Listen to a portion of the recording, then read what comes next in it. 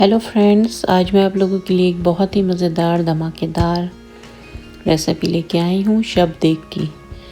ये शब देग जो है बहुत ही रिवायती किस्म का खाना है और बहुत ही मज़ेदार बनता है। पहले ज़माने में इसे रात भर पका कर बनाया जाता था। साबित शलजम वगैरह डालते थे इसमें और देग को जो है बंद करके पूरी रात पकाया जाता था।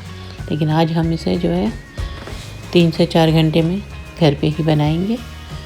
तो इसके लिए हमें सौंफ चाहिए 1 टेबल स्पून, 3 टुकड़े जो है दालचीनी के और 6 अदद काली इलायची और 8 अदद जो है लौंग चाहिए और काला ज़ीरा जो होता है शाह ज़ीरा वो 1 टेबल स्पून चाहिए और 1 टेबल स्पून जो है खसखस चाहिए, पॉपी सीड्स और सफ़ेद ज़ीरा भी 1 टेबल स्पून चाहिए और 1 टीस्पून साबित काली मिर्च और जावित्री चाहिए 1/4 टीस्पून और जायफल का जो है 1/4 टुकड़ा हम लेंगे, 1 जायफल का चौथा हिस्सा।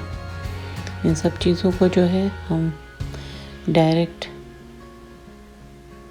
ग्राइंडर में डालकर बारीक से पाउडर बना लेंगे। इसको भूनना नहीं है, इसी तरह ही ग्राइंड करना है। बिल्कुल बारीक पाउडर बनाएंगे इसका हम। इससे जो है शब देग में बहुत ज़बरदस्त खुशबू आएगी। और उसके लिए हमें शलजम चाहिए। मैंने 3 शलजम लिए हैं, 2 गाजर ली। चूँकि हम घर में बना रहे हैं और कम क्वांटिटी में बना रहे हैं तो हम शलजम काट के डालेंगे। उसके लिए हमें ग्रीन कोरिएंडर, हरा धनिया, हरी मिर्च और जिंजर का जो है 2 टेबल स्पून और 1 प्याज जो है उसको हम पीस लेंगे, चॉप कर लेंगे। इससे हम कोफ्ते बनाएंगे। अब इसमें जो है आधा किलो के करीब मैंने कीमा यूज़ किया है। कीमा डाल देंगे, नमक डालेंगे, लाल मिर्च डालेंगे 1/2 टीस्पून और 1 tablespoon crush red chilli डालेंगे। मिर्चें आप अपनी मर्ज़ी से ऊपर नीचे कर सकते हैं, अपने टेस्ट के मुताबिक डाल सकते हैं। उसके बाद फिर हम इसको पीस लेंगे। इसमें गरम मसाला डालेंगे 1 टेबल स्पून और जो हमने अभी मसाला ग्राइंड किया है उसकी जो है आधी क्वांटिटी डाल देंगे। जितना भी मसाला बनेगा उसको आधा जो है हम कोफ्ते में डाल देंगे और आधा फिर हम सालन में डालने के लिए रखेंगे। अच्छी तरह से जो है पीस लें कीमे को बारीक और उसके बाद इसके कोफ्ते बना लें। इसमें जो है अभी मैंने अदरक लहसुन पेस्ट भी ऐड कर दिया है और उसके बाद उसके कोफ्ते बना लिए हैं। अब हम जो है सालन की तैयारी करेंगे। ऑयल डालेंगे 3/4 कप और प्याज को जो है 2 प्याज बिल्कुल बारीक बारीक काट के उसको हम फ्राई करेंगे। जब ब्राउन हो जाएगी तो फिर उसको हम दही के साथ पीसेंगे।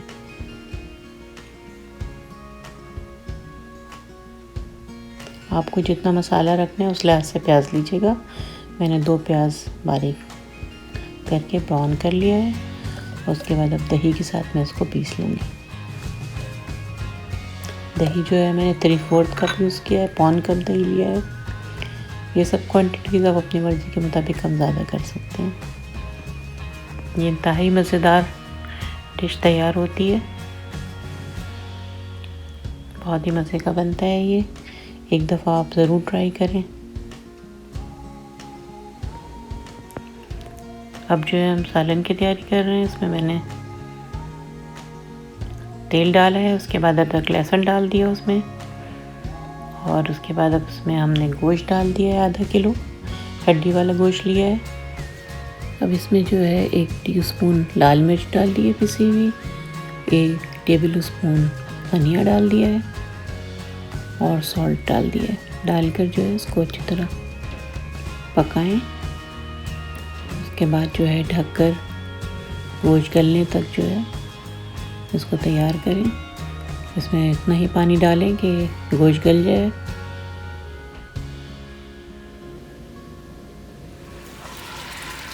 अब ये गोश्त जो है ऑलमोस्ट गल चुका है। इसको जो है मैंने अभी भून लिया है अच्छी तरह से और फिर इसमें जो हमने दही और प्याज का मिक्सचर बनाया था, फ्राइड प्याज का, वो डाल दिया है।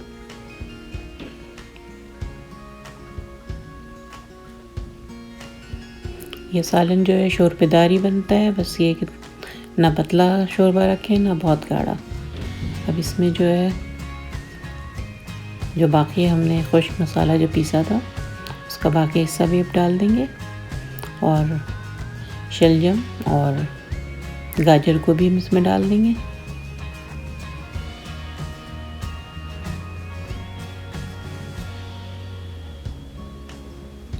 अगर आप चाहें तो शलजम को साबित भी रख सकते हैं।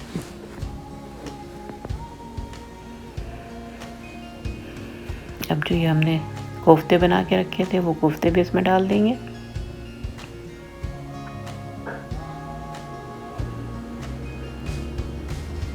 ये बहुत ही डिफरेंट और बहुत मज़ेदार रेसिपी बनती है, तो आप लोग ख़ास मौक़ों पे बनाएं, अपनी दावतों में बनाएं।